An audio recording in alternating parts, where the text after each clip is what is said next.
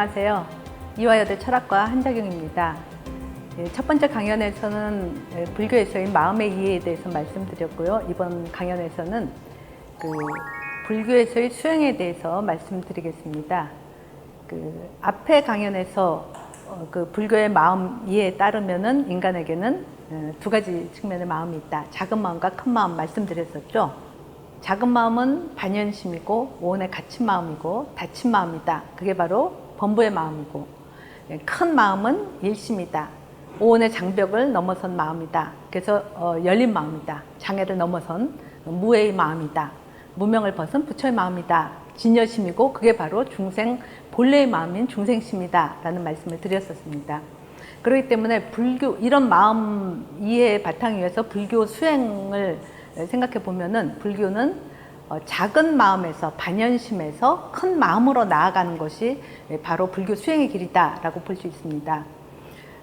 작은 마음, 폐쇄된 마음에서 큰 마음, 열린 마음으로, 근경의 매인 마음에서 매임을 푼 마음으로, 매임을 풀었다라는 해탈한 마음으로 가는 것이죠. 작은 마음, 사적인 마음, 나는 나다라는 그 사적인 마음에서 큰 마음, 공적인 마음으로, 자타 분별심에서 자타 분별을 넘어선 인류애적인 마음으로, 인간 중심의 마음에서 환경 친화적 마음으로, 또는 이제 탐진치에 묶인 마음에서 동체 대비의 마음으로, 장애의 마음에서 무의 마음으로 이렇게 볼 수 있습니다. 이 점은 초기 불교나 대승 불교에서나 수행을 이야기할 때는 항상 이 방향으로 이야기하고 있다고 볼 수 있습니다. 그런데 불교 수행을 초기 불교와 대승 불교를 비교를 하면은 그 방향은 마찬가지이지만 그 수행의 출발 지점을 어디에다 두는가에 따라서 초기 불교 수행과 대승 불교 수행을 둘로 구분해 볼 수 있을 것 같습니다. 수행의 출발 지점이라는 것은 수행을 통해서 도달한 결과인 과지, 결과 과, 땅지자를 써서 그 과지에 대비해서 그 과로 나아가는 그 출발 지점, 인지, 그 원인이죠. 이것으로 인해서 저것이 되는 것이니까 그 인지라고 말할 수 있을 텐데, 그 수행의 출발 지점, 인지를 어디에 두느냐에 따라서 초기 불교 수행과 대승 불교 수행을 일단 구분해 볼 수 있을 것 같습니다. 초기 불교에서는 그 오온의 매인 작은 마음에서 출발한다. 작은 마음에서 출발한다라는 거는 거기 머물러 있는 게 아니라 그 작은 마음을 떠나서 큰 마음으로 나가는 것. 그렇지만 인지, 출발 지점은 여기다라는 거죠. 그렇기 때문에 이 작은 마음, 탐진체의 매인 이 마음을 떠나는 것을 수행으로 이야기를 하기 때문에 이 매여 있는 마음을 부정하는 수행이다. 자기 부정의 수행이다 라고 또 얘기할 수 있을 것 같습니다. 그러니까 그 수행의 과정은 오온의 실상을 제대로 관해서 이 오온을 이루는, 이 장벽을 이루는, 장애를 이루는 이 탐진치를 제거하는 방식으로 수행을 강조를 하는 것이고요. 대승불교의 수행은 이런 오온 너머의 큰 마음으로 수행이 나아가는 것인데, 이 큰 마음에서 출발한다. 인지가 큰 마음이 된다라고 볼 수 있을 테고, 이 큰 마음을 깨닫고 실현하는 것을 수행이라고 보기 때문에 자기 긍정의 수행이다 이렇게 볼 수 있을 것 같습니다.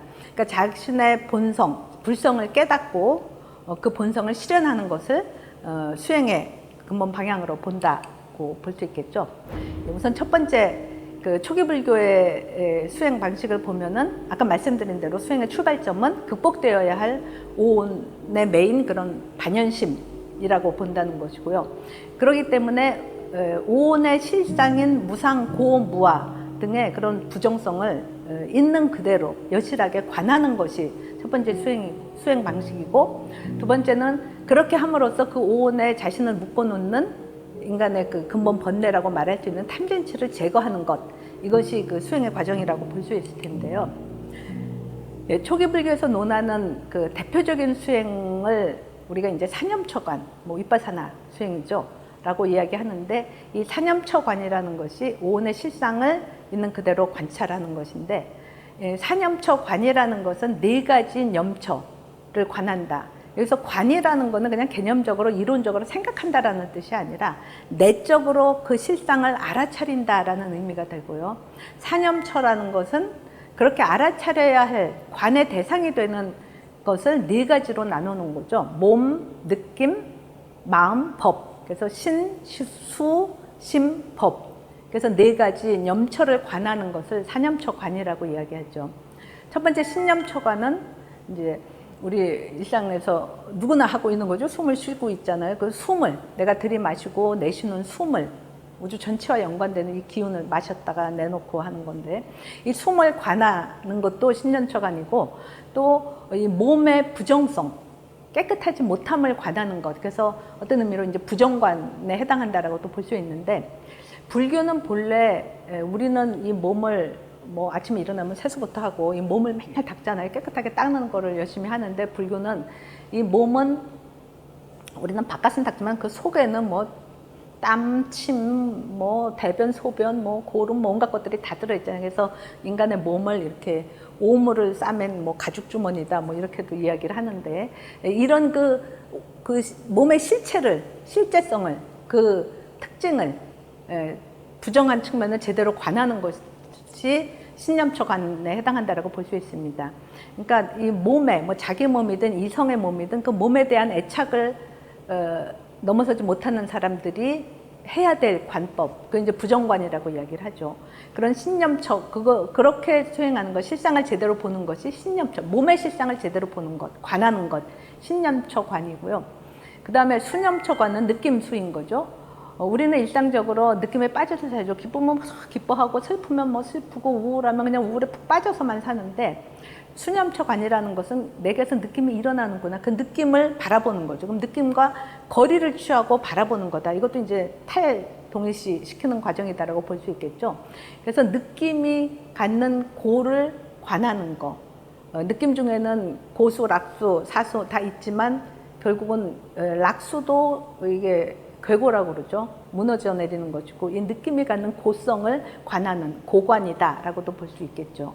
심년처관은 그 마음을 관하는 것인데, 마음에는 우리 끊임없이 생각이 일어나죠. 생각이 일어났다가 머물렀다 사라지고, 일어났다 사라지고 하는데, 그 심년처관을 행함으로써 이제 그 일체의 무상성을 관한다, 마음의 무상을 관한다, 무상관이라고 볼 수 있을 테고요.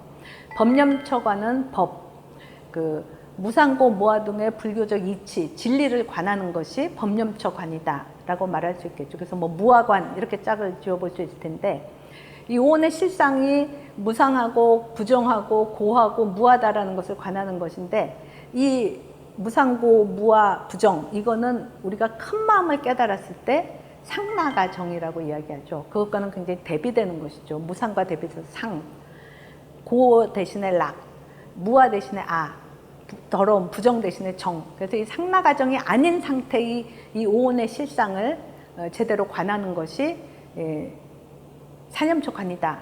초기불교 수행에 사념초관이 계속 제시되고 있죠. 그 자바암경에, 초기경전 자바암경에 나오는 구절이죠. 색은 무상하다는 것을 관하라. 그렇게 관찰함이 정관이다. 바르게 관하는 것이다. 정관하면 염리심이 생긴다라고 이야기하죠. 그러니까 오온의 실상을 관해서 얻는 결과가 뭐냐, 왜 실상을 관하냐, 나오는 것처럼 정관, 바르게 관하면 염리심이 생긴다. 염리심이라는 것은 싫어할 염이죠. 싫어해서 떠날 리, 떠나고 싶은 마음이 생긴다라는 거죠.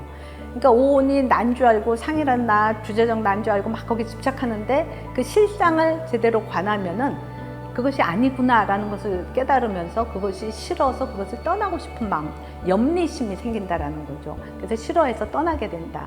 오온의 매임으로부터 떠나면 오온의 매임으로부터 풀려나게 되는 거죠. 이거를 능엄경 같은 데서는 육근의 매임 내지 매듭을 푼다 뭐 이렇게도 이야기하죠. 그 매듭, 매임 이거를 풀어냄으로써 그 너머로 나아가는 것을 지향하는 것이다 라고 볼 수 있겠죠. 정관하면 염리심이 생기고, 염리하면 희탐이 멸한다. 희탐이 멸하는 것을 심해탈이라고 한다라고 이야기하죠. 그러니까 정관을 해서 염리심이 생기면은 희탐이 멸한다. 희탐이라는 것은 좋아할 희, 탐할 탐이죠. 그러니까 좋아해서 탐하는 탐심이 없어진다. 탐심을 멸하게 된다라는 거죠. 탐심은 진심과 함께 일어나는 거죠. 그러니까 탐심을 멸한다는 것은 진심을 함께 멸하는 것이기 때문에 인간의 근본 변례라고 할 수 있는 탐진치를 같이 멸한다라는 뜻이 들어있는 거죠. 탐진치를 모두 제거하면은 결국 마음의 해탈, 심해탈을 얻어서 열반에 이른다라는 것이고, 이렇게 탐진치를 제거하는 것은 결국 자의 장벽을 허무는 것이다. 자의 장벽, 오온의 장벽, 육근을 형성하는 것이 탐진치의 번뇌이기 때문에 탐진치를 멸함으로써 그 장애로부터 자유로워진다. 그러면 이제 큰 마음으로 나아가게 되는 거라고 볼 수 있습니다. 예, 불교에서 탐진치를 멸하라, 탐심을 멸하라라고 이야기할 때 이때 이 탐심이 우리가 일반적으로 말하는 삶의 추동력이 되는 욕망하고 동일시해서는 안 되는 것이죠. 그러니까 욕망과 탐욕을 구분해야 되는 거죠. 욕망이라는 것은 우리가 살아가기 위해서 생명체로서는 살아가야 되는 거죠. 생명체로서 살아남기 위해서는 먹을 것, 입을 것, 뭐 잠잘 곳 이런 것들이 필요하고 그거를 욕망하게 되는 거죠. 생명체 유지의 조건으로 필요한 것들을 원하는 것은 욕망이라고 말할 수 있는데 불교가 부정하는 것은 그 욕망을 넘어서는 탐욕을 부정하는 거다라고 볼 수 있고요. 욕망과 달리 탐욕이라는 것은 내가 필요해서 원하는 것이 아니라 남들이 다 가지니까 그냥 내가 원하는 거.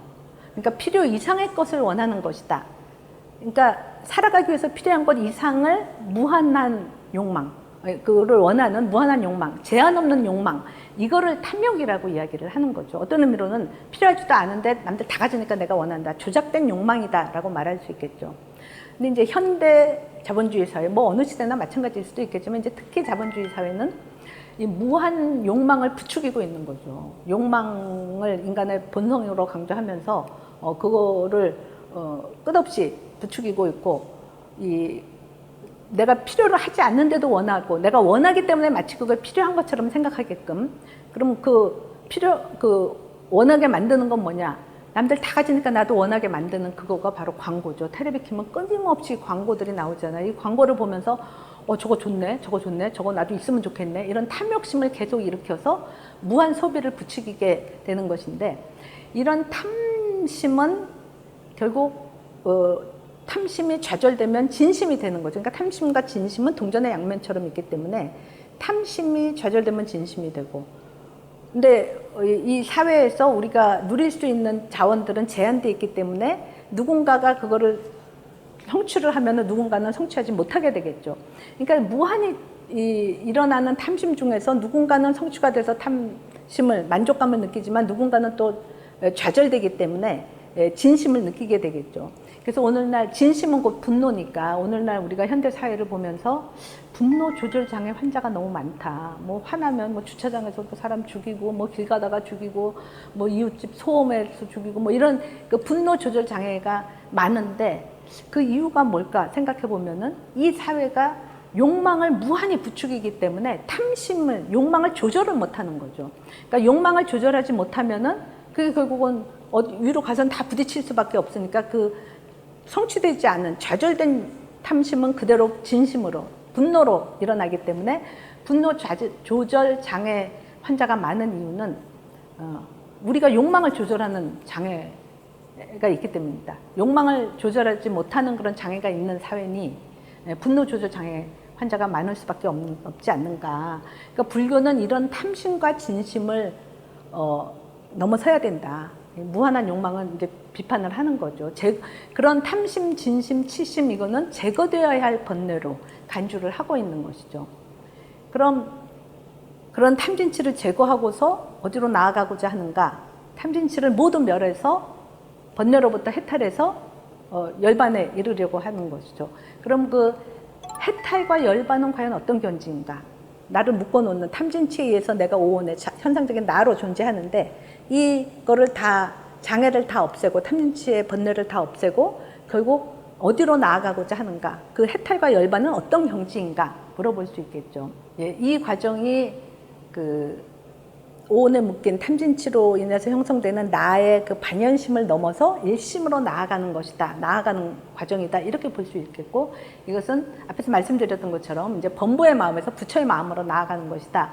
라고 볼 수 있는데 이 과정을 제가 두 단계로 좀 구분해서 말씀드려 보겠습니다. 첫 번째는 유전문에서 윤회하는 유전문에서 번뇌를 없애감으로써 윤회 넘어 환멸문으로 나아가는 것. 그 다음은 유전문과 유전문은 생하는 것이고 환멸문은 멸하는 것이니까 이 둘을 합해서 생멸문이라고 이야기할 수 있겠죠.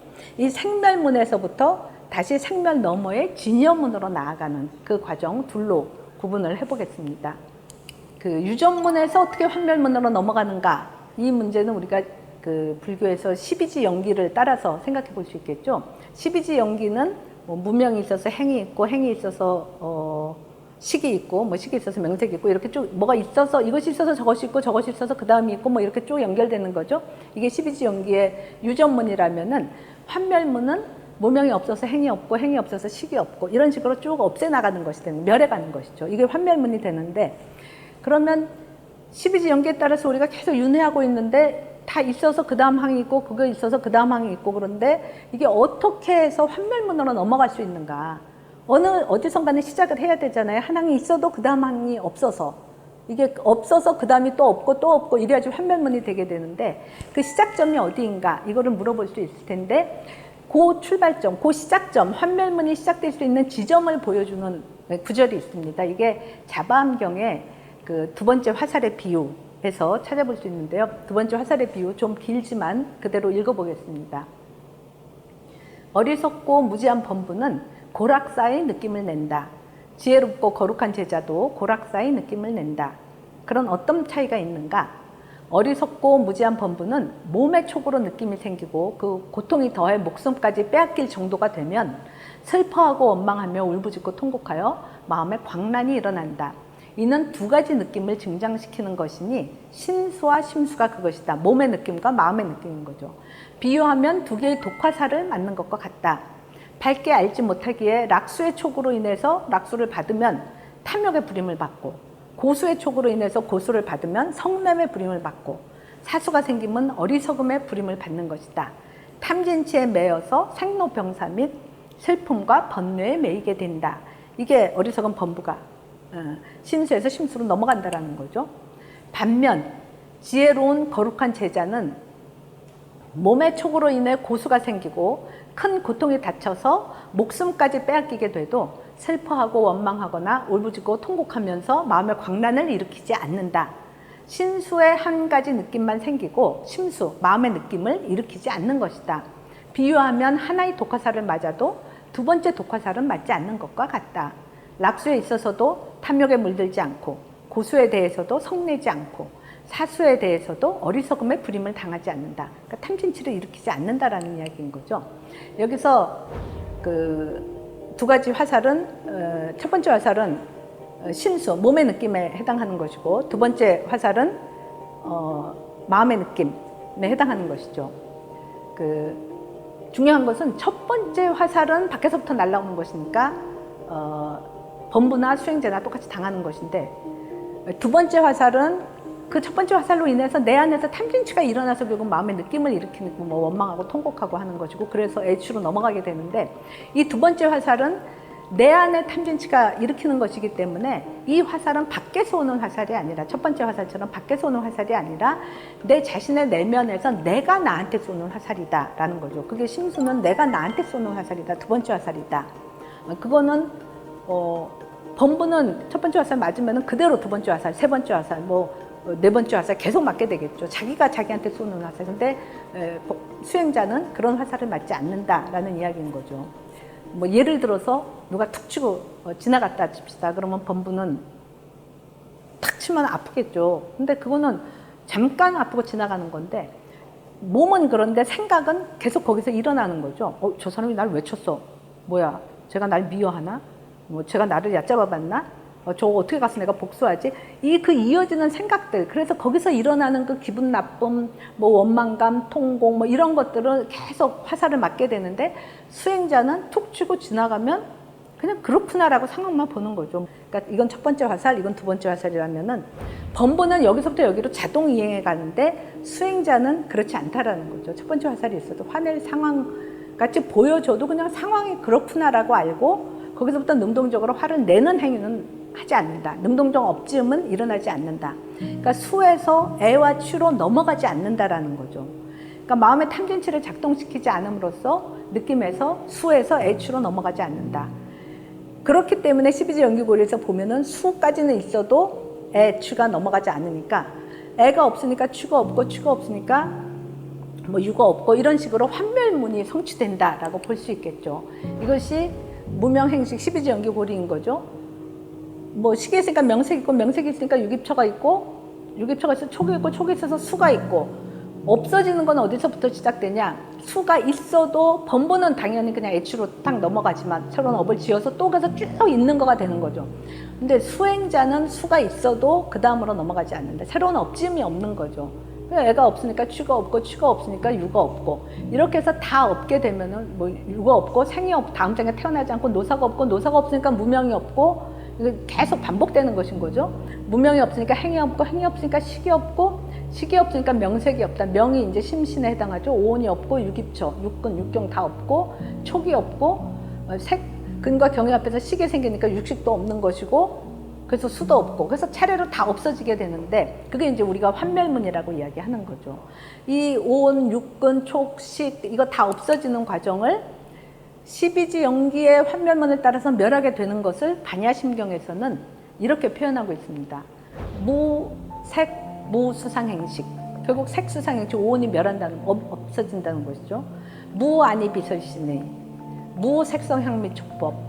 무안개 내지 무의식계, 반야심경 늘 법회할 때 외우는 거 다 아시는 구절이죠.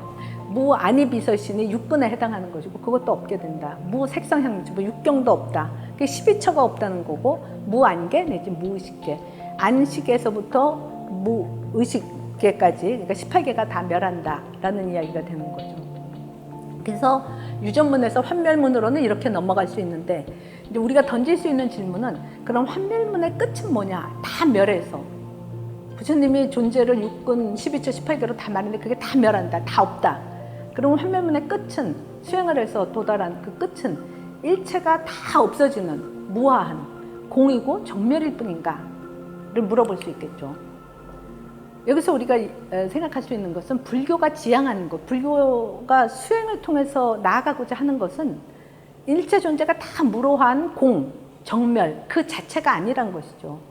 뭐 번뇌가 다 사라진 열반 자체, 그게 목적인 것이 아니라 그 정멸과 열반을 마음의 경지로 갖는 부처가 되는 것이죠. 그냥 정멸과 열반 아무것도 없는 공만 남고 마음도 없고 그냥 중생은 다 사라져버리는, 생명이 다 멸해버리는 그거가 아니라 그 깨달음을 통해서 정멸과 열반을 마음의 경지로 갖는, 해탈에 이른 그 마음을 갖는 부처가 되는 것, 부처가 되는 것이 바로 불교 수행의 지향점이다라고 말할 수 있겠죠. 그렇다면 환멸문을 통해서 일체가 다 멸해서 정멸이 됐을 때 아무것도 없다가 아니라 그 정멸을 정멸로 아는 마음, 열반에 든 마음이 있어야 되겠죠. 그 해탈한 마음은 있어야 되는 거죠. 그러니까 환멸문을 따라서 12지가 다 멸해도 멸하지 않는 마음은 남아 있어야 된다는 거죠. 그래야지 그렇기 때문에 생멸 너머로, 생멸문 너머로 나아가게 된다라고 볼 수 있겠죠. 그럼 그 멸하지 않는 마음은 과연 어떤 마음이냐? 영기의 유전문을 따라서, 인연에 따라서 생겨난 것은 영기의 환멸문을 따라서 다시 멸하게 되겠죠. 그러니까 인연 따라서 생겨난 것은 인연이 닿으면 멸하게 되는 거죠. 이런 마음을 생멸심이라고 이야기하죠. 우리의 일상적인 반연심, 뭐 제육의식 이런 것들은 다 생멸심에 해당하는 거죠.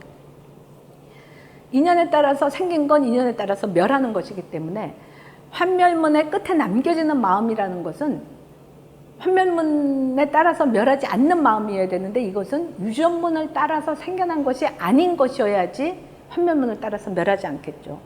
유전문을 따라서, 인연을 따라 생긴 것은 그 인연을 따라서 멸하게 되는 거죠.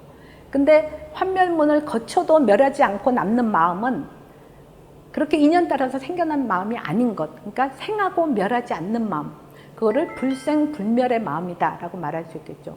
그러니까 환멸문의 끝에 남겨지는 마음은 생멸심 너머의 마음이다, 불생불멸의 마음이다. 그러니까 불교가 수행을 논할 때는 이 불생불멸의 마음을 이미 전제하고 있다 라고 말할 수 있겠죠. 근데 단지 그렇게 전제만 한 것이냐, 부처님께서 그런 생멸 너머의 마음, 불생불멸의 마음을 설하셨는가? 예, 초기경전이죠. 우다나. 거기에 보면은 이런 구절이 나옵니다.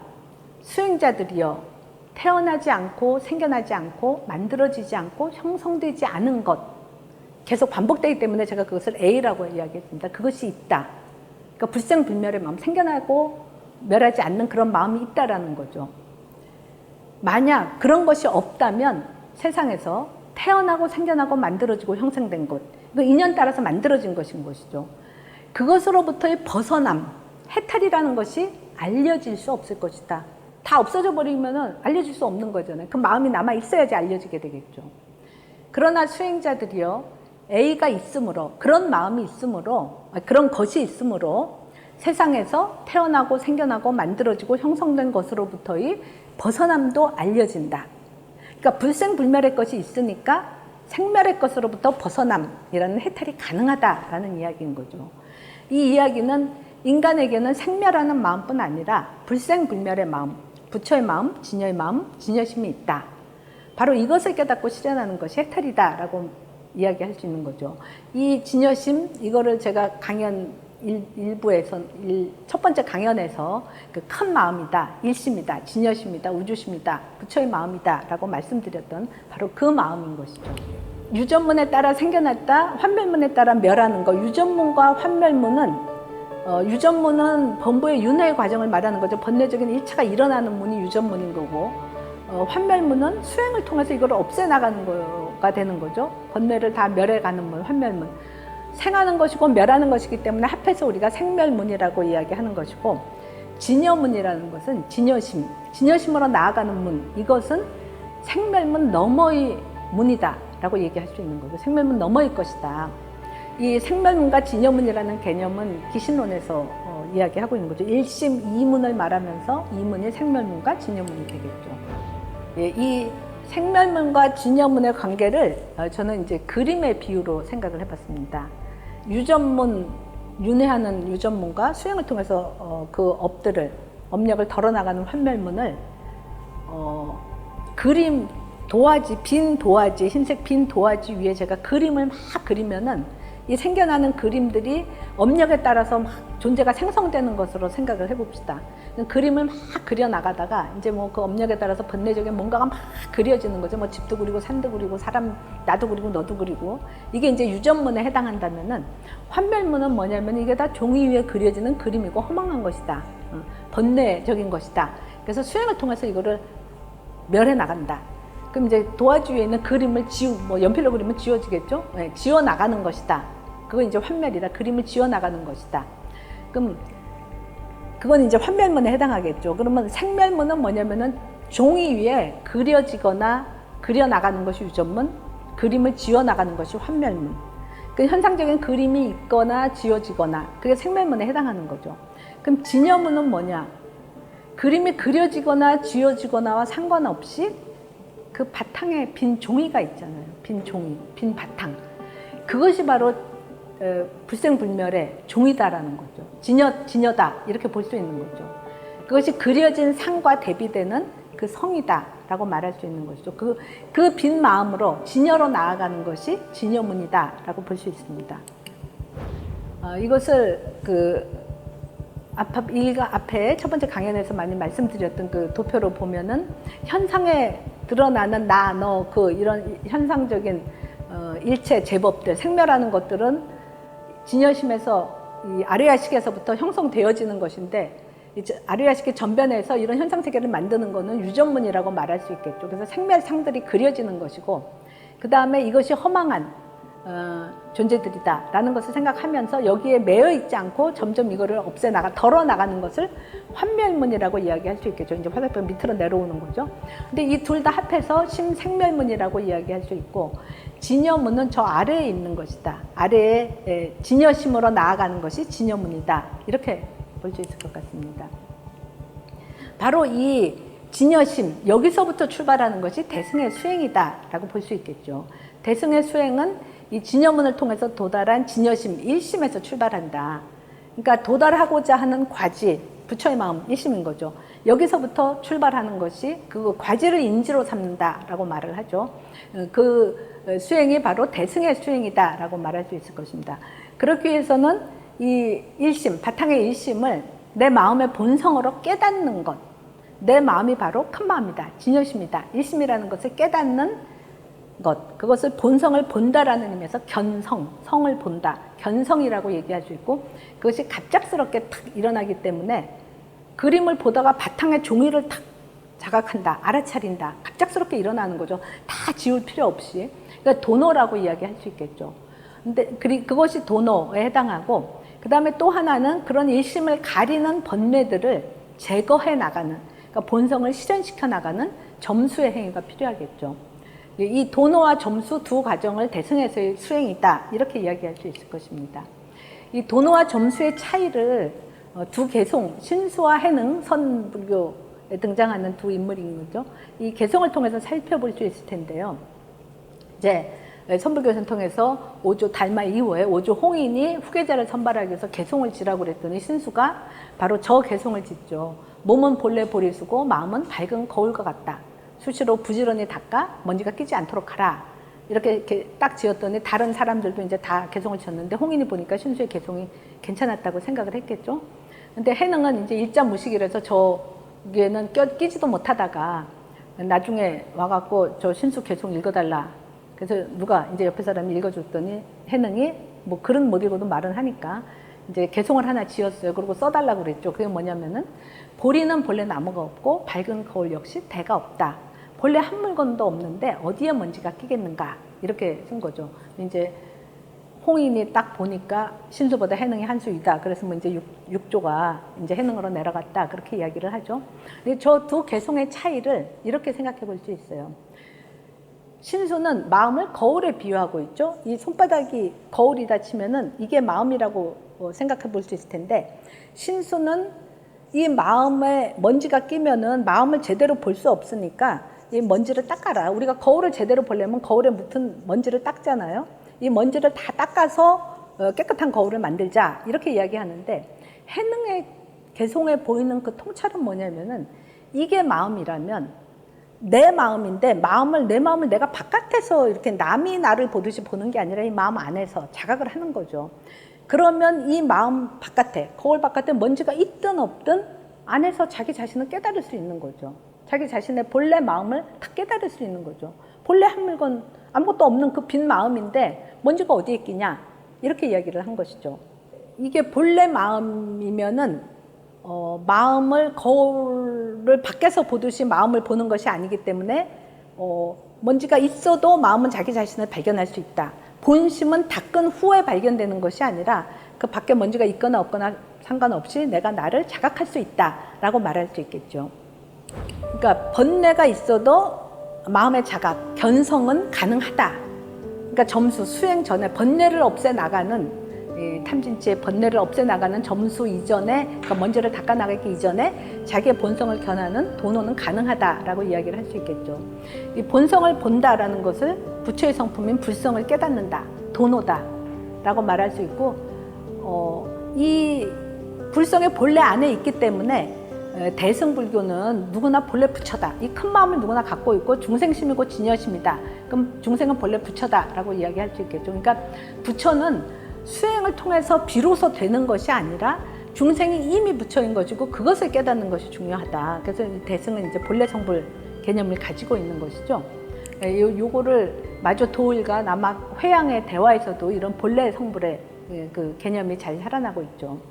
마조가 전법원에서 이제 매일 자선을 하고 앉아 있었어요. 그랬더니 남학 회양이 도일을 보고 이 사람 대단한 사람이다 생각하면서 대덕은 좌선에서 뭘 하려 하오? 그랬더니 마조가 부처가 되려고 합니다. 누구나 수행할 때는 성불을 부처가 되려고 하겠죠.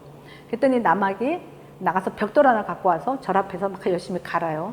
그럼 마조가 스님 뭐 하십니까? 그랬더니 이 벽돌 갖고 와서 갈면서 거울 만들려고 합니다. 그랬더니 마조가 아니 벽돌을 간다고 거울이 되겠습니까? 그렇게 이야기하니까 남학 회양이 그럼 좌선을 한다고 어찌 부처가 되겠습니까? 얘기하는 거죠. 사람이 수레를 몰고 가는데 수레가 가지 않으면 바퀴를 때려야 되겠소? 소를 때려야 되겠소? 그러니까 벽돌이라면 간다고 거울이 되지 않는 것이기 때문에 갈아서 거울이 되는 거가 아닌 거죠. 부처가 아닌 자가 수행한다고 부처가 되는 게 아니다. 본래 부처이기 때문에, 본래 부처의 성품이 있기 때문에 수행을 해서 부처가 되는 것이지, 불성이 없다면, 본래 부처가 아니라면 수행한다고 부처 되지 않는다. 마치 벽돌 갈아서 거울 되지 않는 것과 마찬가지다라고 이야기하는 거죠. 그러니까 수레를 가게 하려면 바퀴를 때릴 게 아니라 소를 때려야 된다. 그 이야기는 부처는 좌선에서 비로소 되는 게 아니라 본래 부처라는 걸 깨달아야 된다. 앞에 그림의 비유로 만들면 그림을 지운다고 부처가 되는 게 아니고 그 바닥에 있는 그림이 있거나 없거나 상관없이 그 본래 바닥에 있는 빈 종이 그 본성, 불성불멸의 마음, 진여심 이거를 깨달아야 된다라는 것을 말하고 있는 것이라고 볼 수 있겠죠. 이 본래의 마음을 깨닫기 위해서 그거를 진우 같은 사람은 이제 무심법이라고 이야기하죠. 마음의 대상을 쫓아가지 않고 비우는 것, 적적을 유지하고 그러면 대개는 반연심이 대상이 없어지면 의식도 같이 따라서 멸하잖아요. 그러니까 깨어있지 못하게 되죠. 뭐 졸게 되거나 그러는데 그때 잠들지 않고 깨어서 성성함을 유지하는 것. 그리고 그 이야기는 대상, 상을 보지 않고 그 너머의 성을 보는 것. 이런 그 수행 방식을 마음을 비우는 무심법이다라고 이야기할 수 있겠죠. 이 본성을 보는 이 견성의 수행의 지름길이다. 그래서 경절문이라고 이야기하는 것이 바로 간화선 수행인 거죠. 간화선은 화두로 인해서 의심을 일으키고 그 의심을 붙잡고 있다가 의정, 의단으로 갔다 그게 은산철벽에 대해서 뭐 화두가 타파된다 이런 과정인데 화두라는 것은 이런 것이죠. 모든 중생은 불성이 있다 이렇게 이야기했는데 누가 그럼 개도 불성이 있습니까? 그랬더니 무 그렇게 이야기하는 거죠. 없다. 그러면 아니 있다고 그랬는데 어떻게 개한테는만 없냐 뭐 개는 특별한 존재가 이렇게 머리로 풀어서는 안 되는 거죠. 또 뭐 통장을 끌고 다니는 뭐 내 몸을 움직이는 이게 누구냐 이목고 이런 것이 화두가 되는 것인데 화두는 그러니까 머리로 개념으로 풀어서 이해하려고 하는 것이 아니라 그냥 생겨나는 의심 있잖아요. 이게 뭐지? 하는 그 의심, 그 의문점을 붙잡고 있는 거예요. 그러니까 사유가 끊어진 상태를 그래서 이게 뭐지 하는 그 마음을 붙잡고 있는 건데 이런 비유가 적절할 것 같습니다. 내가 누구를 탁 만났는데 아는 사람이에요. 근데 갑자기 이름이 생각이 안 나요. 그랬을 때 우리가 저 사람 이름이 뭐지? 그랬을 때는 이렇게 생각이 탁 끊어지잖아요. 뭐지? 분명히 아는데 뭐지? 하는 그 마음. 그게 이제 의심이 생겨난 마음이다라고 보시는데 그 마음을 계속 유지를 하는 거죠. 우리 그거 유지하는 거 쉽지 않습니다. 이게 뭐지? 했을 때 금방 또 딴 생각이 막 들어오는 거죠. 해결이 안 됐기 때문에. 근데 그 의심을 끝까지 붙잡고 있으면은 그 의심이 그냥 감정이 돼버리는 거죠. 그걸 의정이라고 이야기하고 그 감정 상태를 또 유지하고 있으면은 그게 단단한 내 자체가 의심 덩어리가 된다. 그걸 의단이라고 하죠. 의심 덩어리가 되면은 이렇게 갑갑해지는 거죠. 뭐가 해결이 안 됐기 때문에. 이게 은산철벽이라고 이야기하고 갑갑해져서 이쪽으로도 저쪽으로도 못 가고 이 상태를 계속 유지하다 보면은 그 철벽을 뚫고 나가는 이게 철벽이 무너지는 그걸 이제 화두 타파라고 이야기를 하는 거죠. 그러니까 화두에 걸린 그 의심의 힘으로 그것만 붙잡고 있다 보면 한순간에 망념의 장벽, 그동안 내가 가지고 있었던 무슨 사유틀, 인식틀, 습관 이런 것들이 그냥 장애가 한순간에 확 무너지고 그 바깥을 내가 잠깐 나간다. 이거가 뭐 장벽들을 다 없앴다가 아니라 그냥 그 바깥 한순간 나가본다라고 말할 수 있는 거죠. 그러니까 마치 그림을 그려놨을 때 우리 일상적으로 그림만 보잖아요. 그 빈 종이 안 보죠. 근데 한순간 그림들 너머의 빈 바탕을 한번 탁 바라보는 것과 마찬가지. 그걸 알아차리는 그 순간. 그걸 이제 견성이라고 이야기할 수 있겠죠. 그러니까 은산철벽에 나타났다가 그것이 무너지는 화두타파, 뭐 이거는 이제 실제로 해봐야지. 화두를 통해서 의심을 가지고 있어 봐야지. 이제 경험해봐야지 직접 알게 되는 것인데 이게 선효에서는 이런 그 의심에서부터 화두타파까지 짧게는 7일이면 일어난다. 이렇게 이야기하고 있죠. 이런 간화선 수행에 있어서 중요한 것은 수행자의 신심, 뭔가 불교의 그 말이 맞는 말이다. 그리고 이 화두에 걸려서 생겨나는 의심, 그렇지 이게 뭐지 하는 그 의심. 그 다음에 옆에 사람들은 다 깨쳐갖고, 뭐 부처님은 부처님인데 옆에 사람들도 다 깨쳐갖고 부처가 됐는데 왜 나는 부처가 안 되냐 그 분심, 이 대신심, 의심, 분심이 있어야지 이게 수행에 나아간다라고 얘기하죠. 그리고 또 무엇보다 중요한 것은 선지식의 그 도움을 받아야 되는 거죠. 화두를 주시는 분이고 수행 과정을 지켜보시는 이 선지식의 법력에 의해서 그 호법을 받아야지 이런 그 간화선 수행이 제대로 된다. 이 견성을 하는 거다라고 말할 수 있겠죠.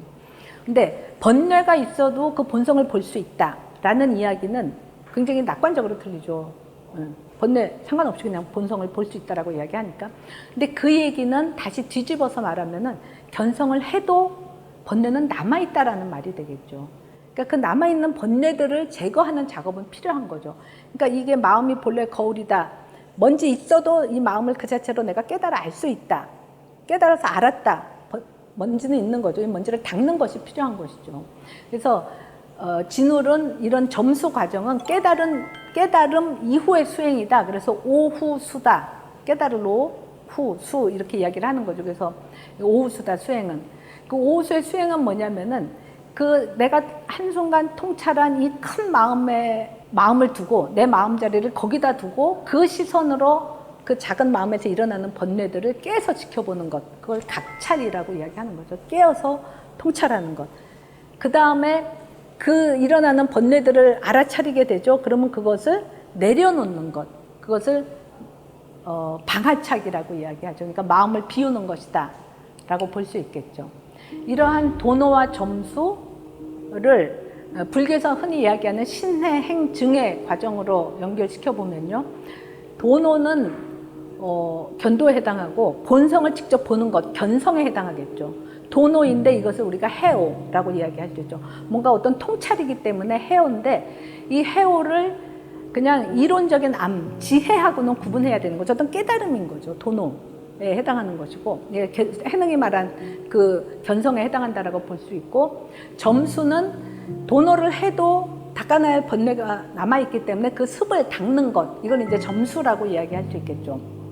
그거는 행에 해당한다라고 말할 수 있고 신수는 바로 요 점수, 요 행을 강조한 것이다 라고 볼 수 있겠죠. 그러니까 도노하고 점수인 거고 그래서 번뇌가 도노하고 나서 번뇌를 다 닦아서 점수가 완성되면은 드디어 그 깨달음하고 수행이 다 완성된 상태 그거를 수도가 완성된 상태 일체 번뇌가 다 제거됐을 때 그 본성을 자유자재로 실현할 수 있는 단계가 된 거 그때의 깨달음은 우리가 확철대오다 이걸 증오다 증득한다라고 이야기하는 거죠. 그러니까 이 견성의 해오하고 구경각의 확철대오의 증오하고는 또 구분되어야 하겠죠. 그 기신론에서는 해에 해당하는 게 상사각 견도를 완성하는 걸 상사각이고 십지 과정의 수행을 통해서 행이 수분각에 해당하고 그 분에 따라서 그 깨달음의 내용이 조금씩 달라지게 되겠죠. 점수의 과정이니까. 그 다음에 마지막에 부처의 경지로 나아가는 것을 구경각이라고 이야기하는 거죠. 그 해오와 증오는 계속 구분돼야 되는데 이제 우리가 성철 스님께서 진울의 도노 점수를 비판하고 도노 돈수를 이야기했다 이렇게 이야기 많이 하고 이제 도노 점수가 맞냐 도노 돈수가 맞냐 뭐 이제 이런 논의들이 많이 있는데 제가 이해하기는 그 해능의 단계의 그 견성에 해당하는 것은 바로 도노 점수의 도노를 이야기하는 것이고 진우는 그 도노를 이야기한 것이다. 그렇기 때문에 도노 이후에 점수가 필요하다라는 거죠. 해가 있고 나서 행이 있어야 되는 거고. 근데 성철 스님께서는 이 해를 요 해까지만 하고 이게 뭐가 다 된 것처럼 생각하는 거에 문제점을 지시하기 위해서 요거를 비판을 하면서 도노 돈수를 이야기를 하는 거죠. 그러니까 성철 스님이 말하는 도노는 저 확철대오하는 증오를 이야기하는 것이고 이미 수행이 완설됐기 때문에 도노 돈수라고 이야기할 수 있겠죠. 그러니까 뭐 두 분이 다른 것을 이야기하는 것이 아니라 해의 도노 점수, 그 다음에 증의 상태에서는 도노 돈수다 이렇게 정리해 볼 수 있을 것 같습니다. 이 신의 행증의 관계를 능엄경, 뭐 원각경 이런 데서 이제 뭐 비유로도 이야기를 하고 있는데요. 해를 싸마타, 행을 뭐 수도본을 쌈마제 증을 이제 증과분이어서 선나 이렇게 이야기하는데 그 단계를 이렇게 비유를 합니다. 능엄경에 나오는 비유인 거죠. 집에 대해서 내가 머물러야 될 내 고향, 궁궐, 대단한 거 이거를 내가 그거에 대해서 그냥 생각만 하는 거는 그거 그냥 생각하고 믿고 하는 거가 신이라면은 해에 해당하는 것, 그 사마타에 해당하는 것, 견도분에 해당하는 건 뭐냐면은 그 집 앞까지 가서 집안을 바라보는 거예요. 집안 전체를. 문이 열려 있고 저 속까지 집안을 내가 가고자 하는 그 경지를 다 바라보는 것. 이게 견도분에 해당하고 사마타에 해당한다면은 행은 뭐냐면은 집안을 딱 보고 아는 것하고 거기에 들어가서 그 방까지 가는 건 다른 이야기잖아요. 행은 그 대문을 넘어서는 것. 이건 이제 구체적인 수행이 되는 거죠. 그래서 수도분에 해당하는 것이고, 그 다음에 증은 방까지 대문을 넘어서서 방까지 걸어가는 것. 그래서 드디어 방에 가서 딱 앉는 것. 그게 이제 증에 해당한다. 이렇게 비유를 하고 있습니다. 제가 이제 이걸 또 다른 비유를 생각해 보면은 어느 산을 내가 가야 되겠다 생각할 때 지도로 미리 한번 보면은 대한민국 전체에서 어느 산이고 뭐 이 위치를 좀 익힐 수 있잖아요. 그리고 지형도 익힐 수 있고. 그래서 지도를 보고 아는 것은 신에 해당하는 것이고, 일단 그 산에 가기 위해서 밑에까지 가서 밑에서 산 전체를 바라보는 것. 그것이 해에 해당한다. 견성에 해당한다. 내가 볼 것, 수행해서 이루고자 하는 것이 뭔지를 한번 통찰을 하는 거죠. 직접 산 전체를 바라보는 것. 그것이 해에 해당한다면은 수도분, 행은 뭐냐면은 거기서 밖에서 보기만 하는 거하고 직접 산으로 들어가는 것하고는 다른 거죠. 입산. 산에 들어가서 이렇게 내 몸을 움직여서 걸어가는 것, 이게 행에 해당하고, 그렇게 쭉 걸어가고 결국 정상까지 걸어가서 그 꼭대기에 탁 서는 것, 이것이 증에 해당한다, 이렇게 볼 수 있겠죠. 이런 식으로 수행을 견도분과 수도분, 증거분으로 나눠볼 수 있는데, 이런 식으로 견도에 해당하는 것이 견성이고, 수도에 해당하는 것이 점수에 해당하고, 대승불교는 저 증과분, 이루고자 하는 그것이 결국 인간의 본래 중생심이고, 이 진여심, 부처심, 이거를 이미 가지고 있기 때문에 모두가 이미 부처다, 중생 즉 부처다, 불의를 강조를 하고 있는 거죠. 이런 그 본성을 깨닫는 것이 견성, 도노이고, 이 도노 위에 수행을 해서 점수를 해서 결국은 자기의 본성을 그대로 실현하는 부처가 되는 것, 이것이 대승불교가 지향하는 것이라고 볼 수 있습니다. 이상으로 불교의 수행을 초기불교, 그 반연심에서 시작하는 초기불교 수행과 그 일심에서 출발하는 그것을 인지로 삼는 대승불교의 수행 두 가지를 말씀드렸습니다. 이상으로 강연을 마치도록 하겠습니다. 감사합니다.